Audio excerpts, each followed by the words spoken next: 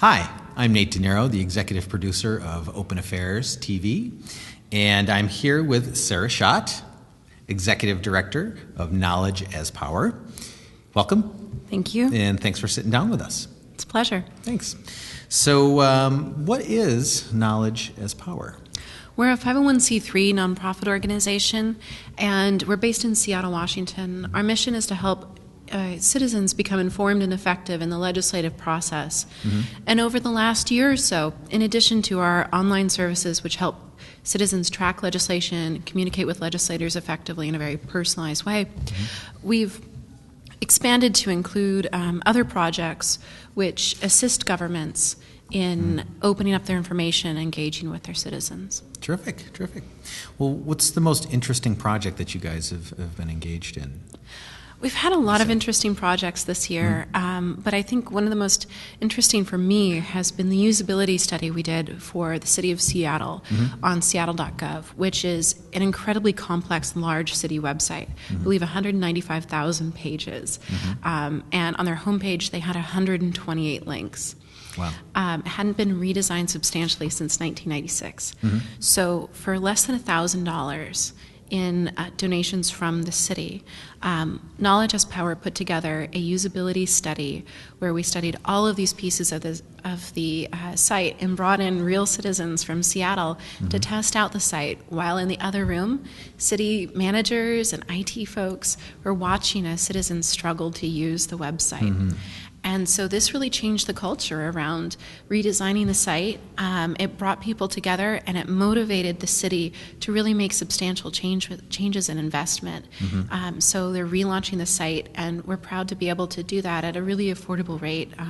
And we're starting to do that for other government agencies. Well, I was going to ask, what other cities are you working with besides Seattle? Well, it's been a lot of kind of advising in a very casual way for cities. From Vancouver to Portland. When I was in London about a year and a half ago, I was called into 10 Downing Street with about 4 hours' notice. Wow. I was advising the communications and IT team for Gordon Brown's team. So it's been all over the place, and I've been really lucky to get to go in and have really down-to-earth conversations with government IT, communications, and executive leadership, and be able to offer them the benefit of my research and experience in terms of how they can be more engaged with their citizens. Well, and that's what leads me to the question. What led you into this, having this expertise or this experience that you bring to the table? Yeah, I don't really know where to start when I get that kind of question, because I've always been interested in politics, and as a kid, no one really told me politics was for a certain type of person.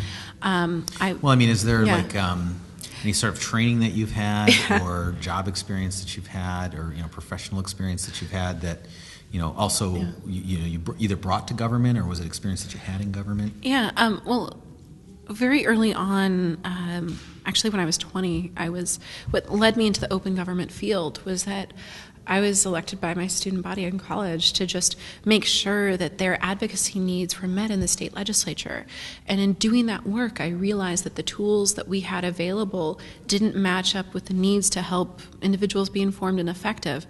So taking my public policy experience and doing more and more research on technology solutions, I came up with the concept for Knowledge as Power. But that was 10 years ago. So in between, I've done a tremendous amount of research working within Congress and researching from kind of an anthropological standpoint how legislators communicate with their constituents, and then doing research projects that I saw needed to fill the gaps in terms of government information sharing, and I really learned from the best in the fields. I also have just worked in policy, and I've done technology planning. So I did technology planning and field work on Howard Dean's campaign in 2003, 2004.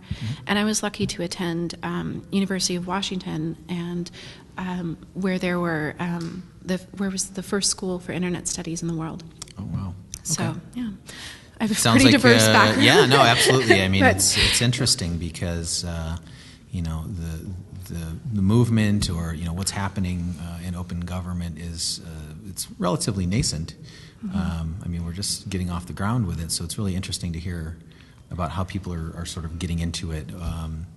I think that there's a lot of people out there that would be more interested, who are civic-minded or activists, and maybe this is a path for them. So it's it's always interesting. And for me, I mean, I've been researching and working in this field for a decade now, which, giving away my age, is a third of my life. And in 2000, 2001, 2002, I felt really alone in this space. I felt like the crazy girl who's got this idea that technology can help improve an open government and create more efficiencies. And it's amazing to me to come to events like GOSCON and see how the field has grown and how so many more people have gotten in. Even in the last 2 or 3 years, the growth has been tremendous. So it's really inspiring to see all of these projects coming up and people just really passionate about the field of open government. Well, and that also leads me to another question. I mean, things in government often change when we have changes in administrations, and we're looking at an upcoming election right around the corner. I mean, do you have any sense of what you think might happen? I mean, I'm not asking you necessarily to predict who's going to be elected or what the majority is going to be, but we can assume that if the current the current administration or the current party that's in power stays in power, things are going to continue on. Do you think that this movement will continue, or this activity will continue? Should things change? Do you feel like there's going to be any sort of examination of the value and changes made potentially? Yeah. Well, as the executive director of a 501c3, I've pulled away from partisan politics entirely. But I think every political party has its own priorities in terms of policy implementation. And it seems like each party has a slightly different view of what open government means and the tools to realize open government. So I think regardless of who gets elected in the midterms, it will be important for citizens and open government supporters to be incredibly active in those early days in terms of making sure that the concerns around open government are heard and whoever is in power is knowledgeable about, this is what's going on right now, and here's why it's so important that we continue this momentum. Not only is it important to our democracy, but it's also incredibly important for government efficiency and cost savings. The UK government has the one stat I've been able to find where they're estimating that they could save £1 billion a year by moving every citizen's interaction, or 1 out of 4 monthly interactions with government by each citizen online from a in-phone and paper transaction. So this is a huge opportunity, and any political party that doesn't leverage this group of really enthused open government supporters is really losing an opportunity to serve their citizens better and save taxpayer money. Sure. Terrific. Well, another question I wanted to ask you about, I attended the Open Data Summit, or the summit that you hosted yesterday. Can you talk a little bit about that and what's going on with open data? So a project of Knowledge as Power has been Open Gov West events. This idea that if we can collaborate regionally across the west coast of the United States and Canada, across governments, organizations, companies, that we can bring about change and kind of help each other along the way, because open government work isn't exactly easy. And so we had our first conference in March, hosted at the city of Seattle, which was very kind of them to host us, and have followed that up with meetups across the West Coast. And then the Open Gov West Standards Summit was about examining the issues that we all have around moving towards shared standards of both legislative information, government data, sharing documents. And it was really like a kickoff conversation, and what I was hoping was that at the event, the participants in this fairly intimate group, it was about 30 or so people, that we would bring people together that hadn't met each other before, build relationships, and set the stage for future work and collaboration. And so I was really excited to see such a diversity of participants there.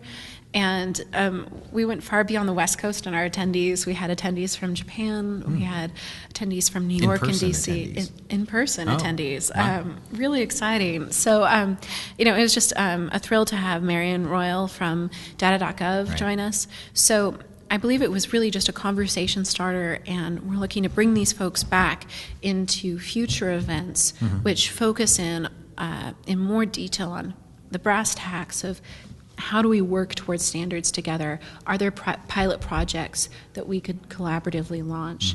I think more than ever, we need to set examples for other governments so it's easier to have kind of a roadmap they can follow. I think a lot of governments are kind of in this place with open government efforts in terms of saying, like, you first. No, you. You try it out and tell us how it goes. And so we need to be able to provide those examples. Well, and do we have examples today of agencies or government organizations and things like that are doing this already that we can present as examples?